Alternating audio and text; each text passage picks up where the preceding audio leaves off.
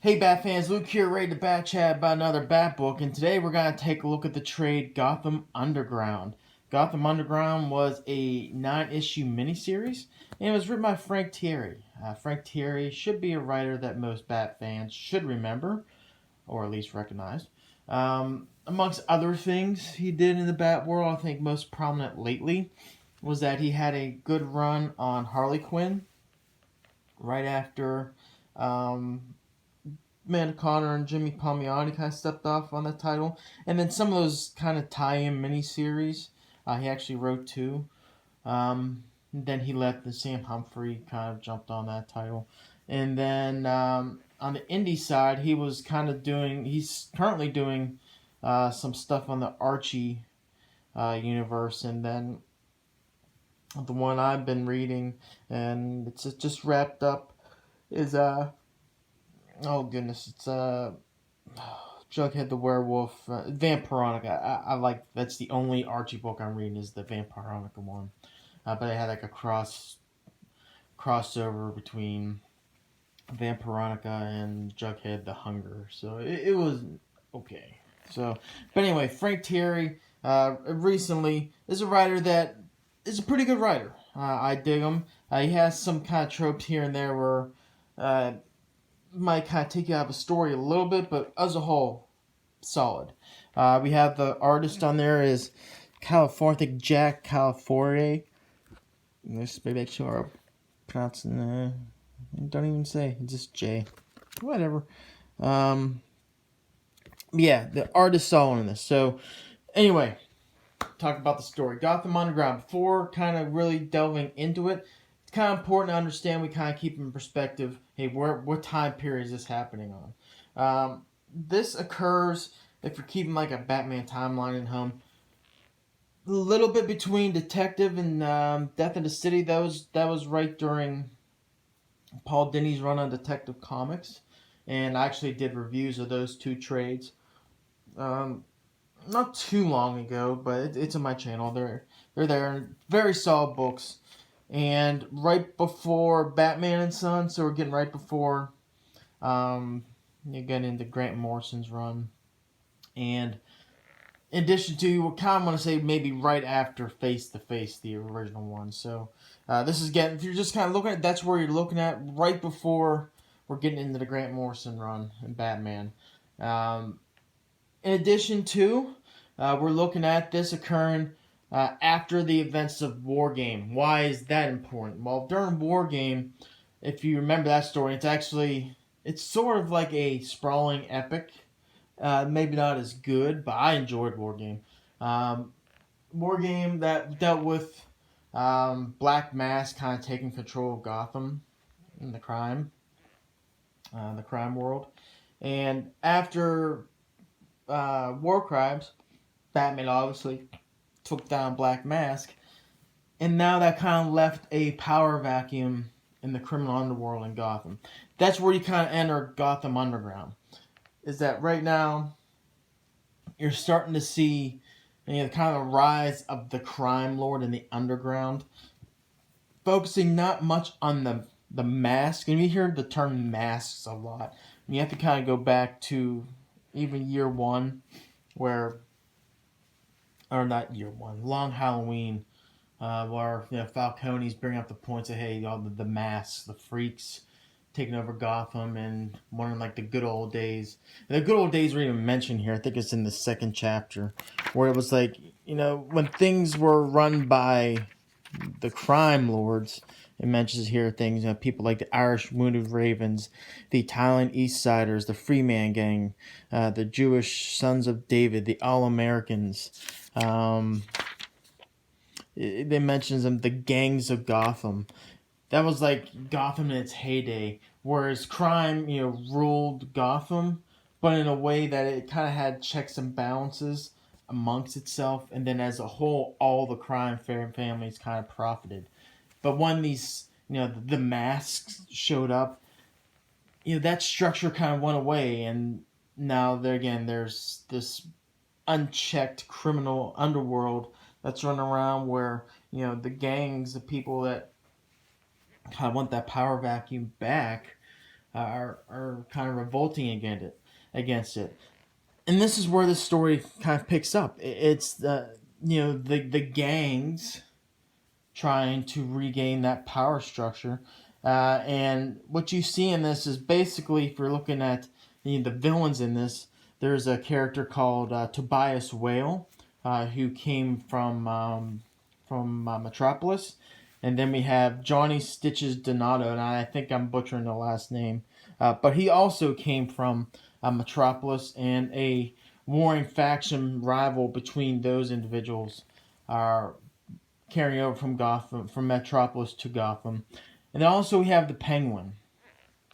And Penguin, obviously, what he's trying to do, he's running the Iceberg Lounge. He's trying to put this front on, like, hey, I'm legit, I'm a businessman.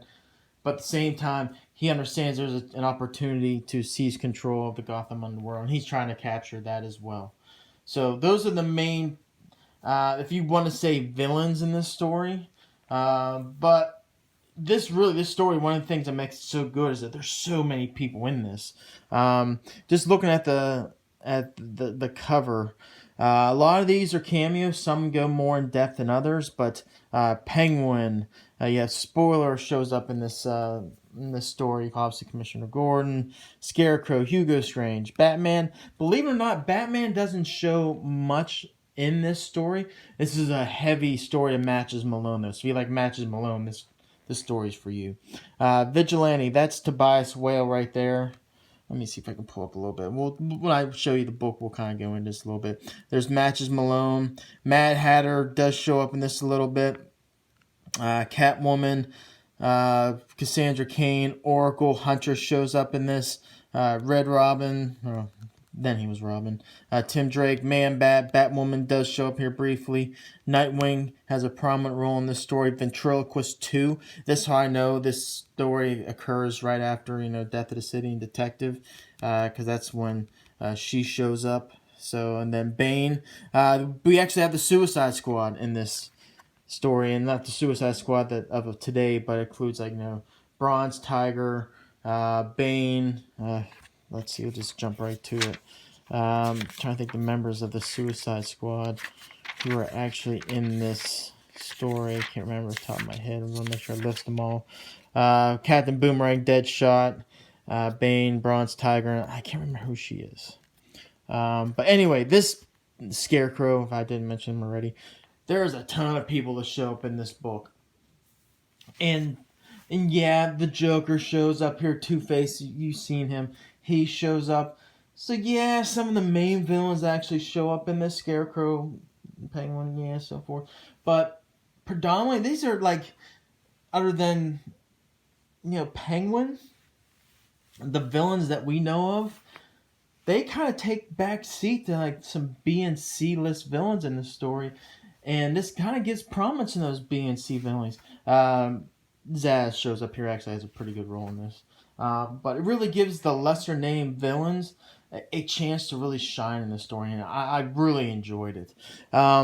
So, like I said before, what's going on is that we have, the rise of this Tobias Whale character, but ultimately what's happening, when you say the Suicide Squad, what's the Suicide Squad actually doing in this story? Well, like I mentioned before, those masks, those freaks, they're coming in. Well, that have infiltrated Gotham, and the crime lords want to get rid of them. What's actually occurring? All these villains are actually being taken out.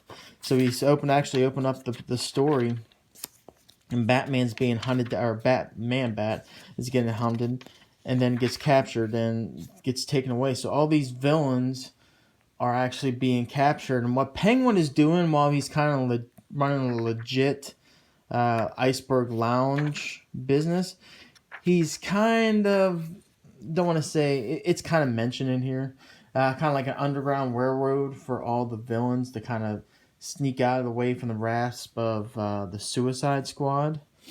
And that's what kind of brings in Matches Malone. What Matches Malone is doing is kind of wanting to keep tabs on what Penguin is doing, because not all is what it seems. And in doing so, Matches Malone does kind of get caught up indirectly on purpose and then gets thrown into jail, and he has an epic fight with Zsasz. The Zsasz fight was just really intense between him and Matches Malone. Someone does pay off the guards to take out Matches Malone, and it's Penguin. Penguin trying to clean up some loose ends.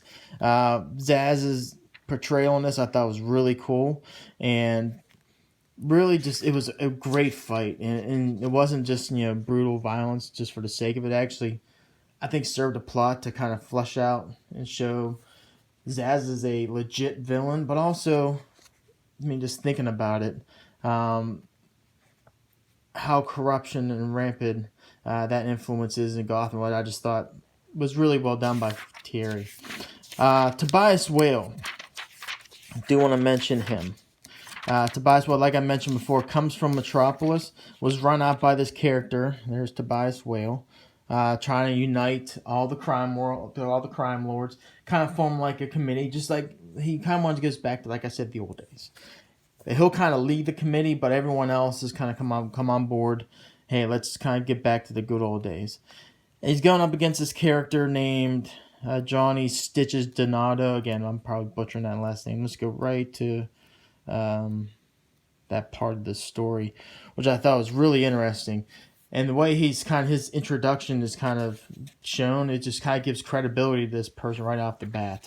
He had a run-in, obviously, with Tobias Whale, to the fact that Tobias Whale thought he was, kind of stealing stuff from him. So he ordered, him to be, beat down by his thugs and thrown out. And he's basically left for dead. But this person who does later show up, I think his name's Emmanuel, if I remember right. Let's go right, see if I remember.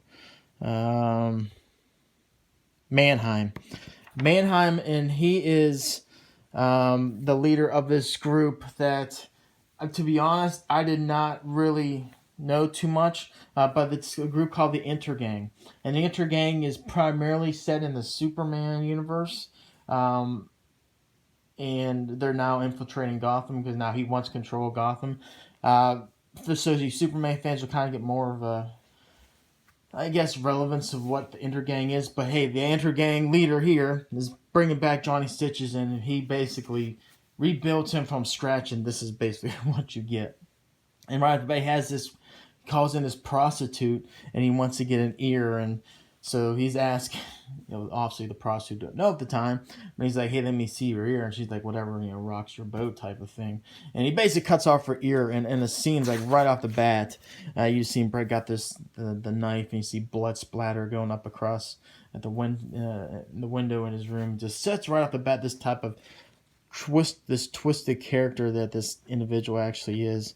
And he gets told his backstory. I mean, this is what we're dealing with here. And then the Scarecrow. The artness is just really well done. I'll go back to the art here in a second, but we do kind of get a backstory of Stitches. We'll just call him Stitches.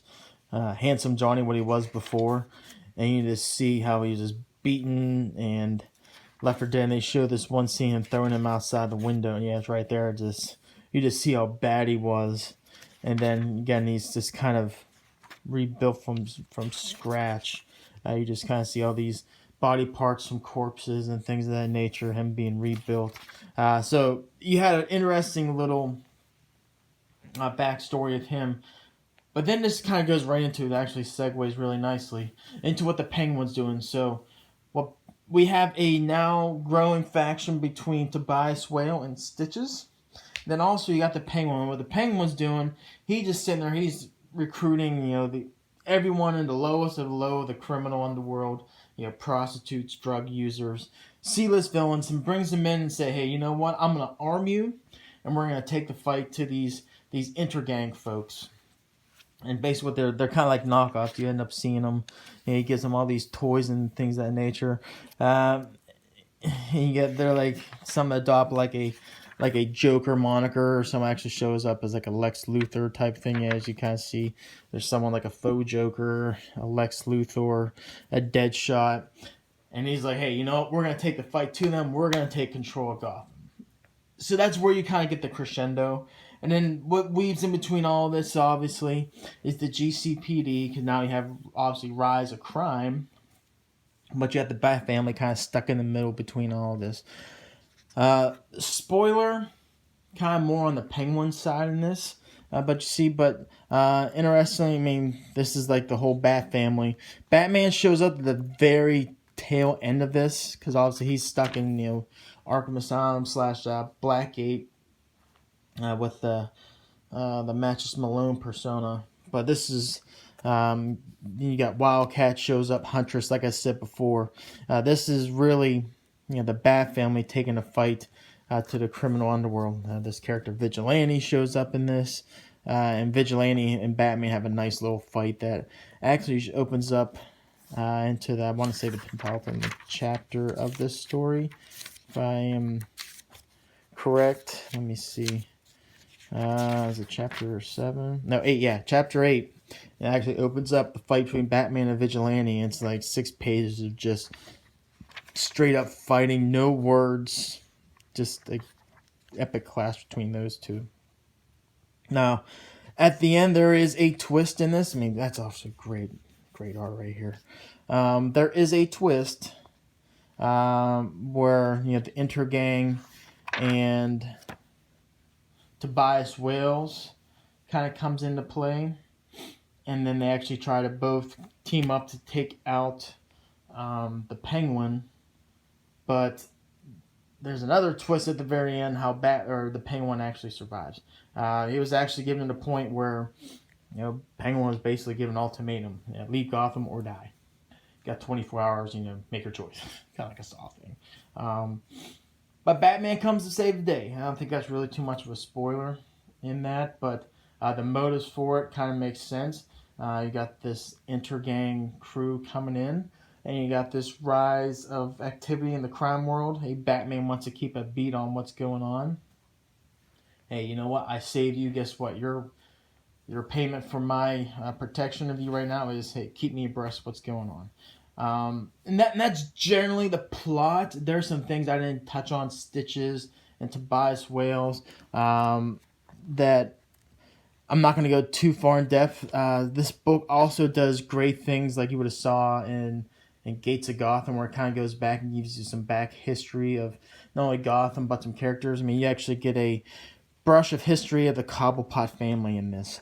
Just overall, this was just fun. And like I said, Batman really not too much in this. This is a lot of B and C list characters in the Gotham universe. A lot of Matches Malone. And you also get a lot of members of the Bat family show up here and given a chance to sign. If you like, this was just great character development. Crime, kind of like a crime noir-ish type of feel with some elements of fantasy and action kind of involved in this, but you feel invested in this. You really do. You get the development of roaring factions and overall in a setting where hey, the criminal underworld, it's up for grabs. Go get it. There's not one big bad. This is like an overall roaring faction. This is a great like war crimes esque type of story, and I love that story. And this kind of goes off into more the dovetail of that, but kind of sets into a way back then where kind of setting up the new status quo Gotham for the time being. Just overall, just a great story. This was fun. I read this in a couple hours, one sitting, and it's great. 9 issues. Cover price was $20. Unfortunately, this was one of those hard to find out of print books, so it might be hard to get. But that said, great story for Tieri. The art is really, really good.